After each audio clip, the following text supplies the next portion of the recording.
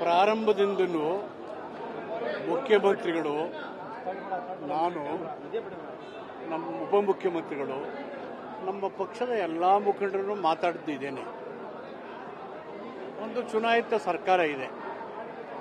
ಚುನಾಯಿತ ಸರ್ಕಾರದ ಜವಾಬ್ದಾರಿ ಸಂವಿಧಾನಾತ್ಮಕವಾಗಿ ನಮ್ಮ ನಡೆಗಳು, ನಿರ್ಧಾರಗಳು ಇರಬೇಕು. ಆ ಸಂವಿಧಾನಕ್ಕೆ ಪೂರಕವಾದಂಥ ನಿರ್ಧಾರನೇ ಮಾಡಿದ್ವಿ ನಾವು. ಅನವಶ್ಯಕವಾಗಿ ಪ್ರತಾಪ್ ಸಿಂಹ ಅವರು ಅಂಕಣಕಾರರಾಗಿದ್ದವರು, MP ಆಗಿದ್ದವರು, ಸಂವಿಧಾನನ, ಅದರ ಅವಕಾಶಗಳನ್ನು, ಹಕ್ಕುಗಳನ್ನು ತಿಳ್ಕೊಂಡು ಹಿಂಗೆ ಮಾತಾಡಿದ್ರೆ ಹೆಂಗೆ? ಈಗಲಾದರೂ ಅವರು ಕೋರ್ಟು, ನ್ಯಾಯಾಲಯ is the custodian of constitution. ಅಲ್ಲಿ ಸಂವಿಧಾನದ ಪ್ರಕಾರ ಏನು ಮಾಡಬೇಕು ಅನ್ನೋದನ್ನ ಅವರು ಹೇಳಿ ಅವರು ರಿಜೆಕ್ಟ್ ಮಾಡಿದ್ಮೇಲೆ ಇನ್ನಾದರೂ ಅವರು ಬುದ್ಧಿ ಕಲೀಲಿ. ಅವರಲ್ಲಿ ತುಂಬಿರ್ತಕ್ಕಂಥ ಮತೀಯ ಅಂಧ ಭಾವನೆಗಳು ಹೊರಗೆ ಬಂದು ಭಾರತೀಯ ನಾಗರಿಕ ಆಗಿ ನಡ್ಕೊಳ್ಳಿ.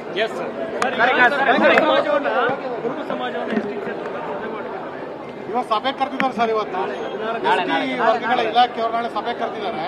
ಆ ಥರ ಪ್ರಸ್ತಾವನೆ ಇತ್ತ ಸರ್ ಸರ್ಕಾರದ ಮುಂದೆ ಕುರುಬ ಸಮುದಾಯವನ್ನು ಎಷ್ಟು ಸೇರಿಸುವಂತ ಪ್ರಸ್ತಾವನೆ?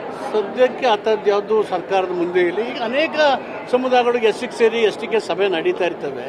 ಆದರೆ ಸರ್ಕಾರದ ಮುಂದೆ ಯಾವ ಪ್ರಸ್ತಾವನೆಗಳು ಆ ಥರ ಇಲ್ಲ ಸದ್ಯಕ್ಕೆ. ತಿದ್ದುಪಡಿಗೂ ಕೂಡ ಸುಪ್ರೀಂ ಕೋರ್ಟ್ ಅಲ್ಲೂ ಕೂಡ ನಕಾರ ಒಕ್ಕೂಟ ತಿದ್ದುಪಡಿ ಕಾಯ್ದೆ.